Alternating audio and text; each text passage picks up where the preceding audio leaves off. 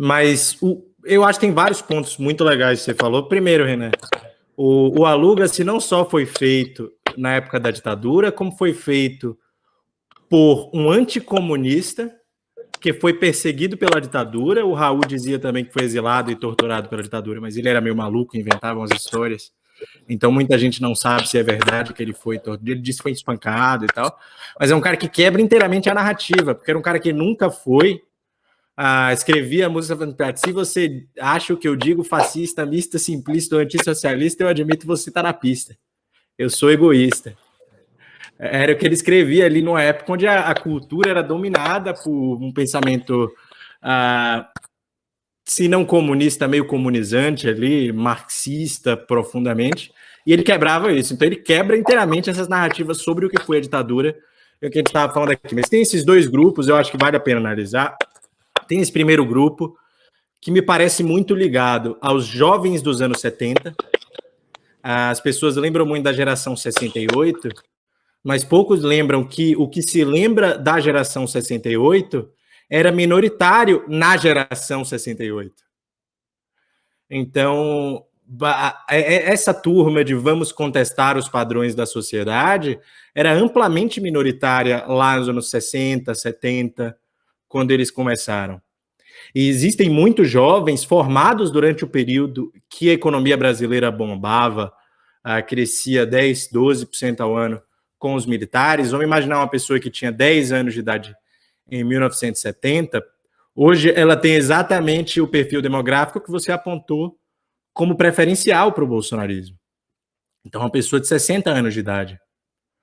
Se ela em 70 e muitos tinha 10 anos, já é uma de 50 e pouco.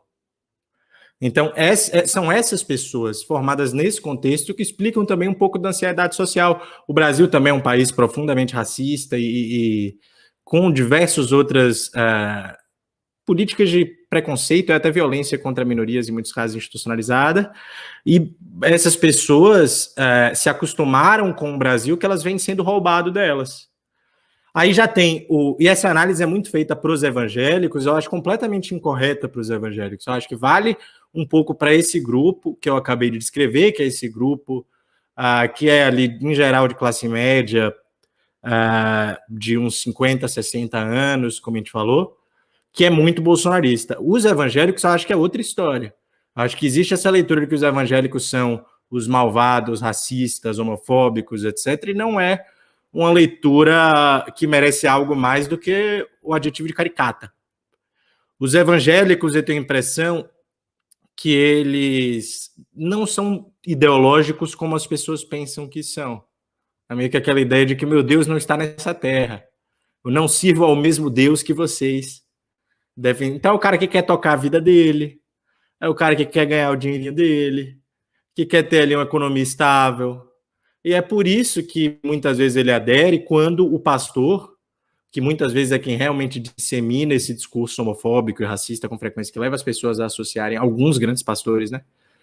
Leva as pessoas a associarem isso como a igreja inteira.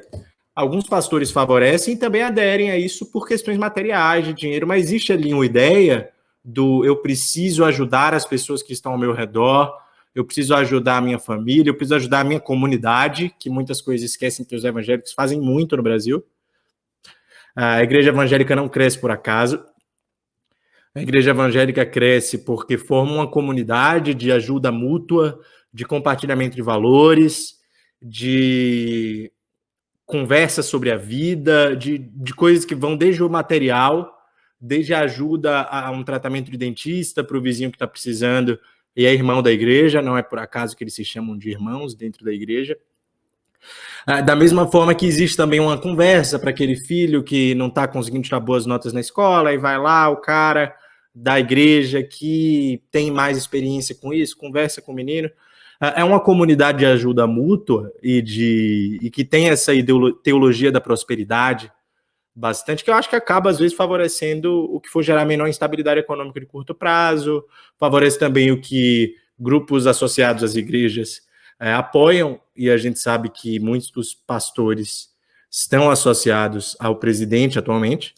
Então, eu concordo com vocês, não é um grupo que eu vejo como pertencente a Bolsonaro por direito.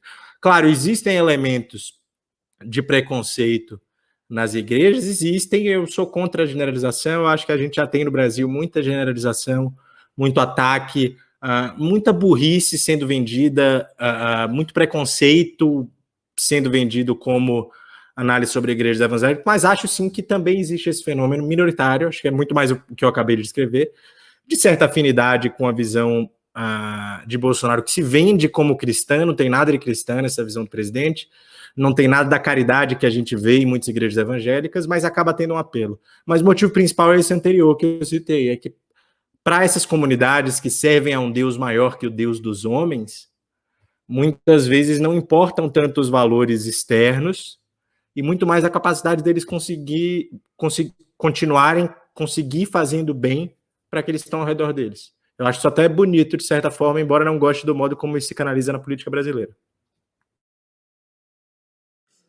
Olha, eu acho, eu tava até, desculpa que pessoal, eu tava berrando com o pessoal aqui, tô aqui em casa e tão com volume alto aí, enfim. Isso dos evangélicos eu acho central, isso, porque o Bolsonaro foi o primeiro a ter uma compreensão deles enquanto comunidade, né? O Bolsonaro não, mas o bolsonarismo, porque eles se acoplaram porque o bolsonarismo tinha a ideia, que venderam muito bem, especialmente de 2017 em diante, de que a comunidade dos brasileiros de bem, né, vamos dizer, o cidadão de bem, ele estava sob ataque nos seus valores, e os evangélicos, eles vivem esse universo, que é uma comunidade, onde eles sentem que os valores deles estão sendo permanentemente atacados. E aí bastou o bolsonarismo deixar claro que existe vamos dizer assim, nas duas esferas ali, existe uma área de convergência muito grande, especialmente em valores conservadores, e eles puderam fazer essa instrumentalização e o discurso começou a bater. Mas realmente não dá pra gente colocar o evangélico como parte do bolsominion natural, né? E acho que o bolsominion mesmo é outra coisa. Porque no fim do dia, se os evangélicos estivessem mobilizados realmente, organicamente com o Bolsonaro, meu irmão, ele tinha dado esse golpe já. A verdade é essa, ele tinha dado esse golpe. Quem se mobiliza no fim do dia são doidinhos de meia idade, neo-idosos e tal, dessa geração que a gente estava descrevendo, e que esses caras são problemas. E o aspirante é a Faria Limer, né?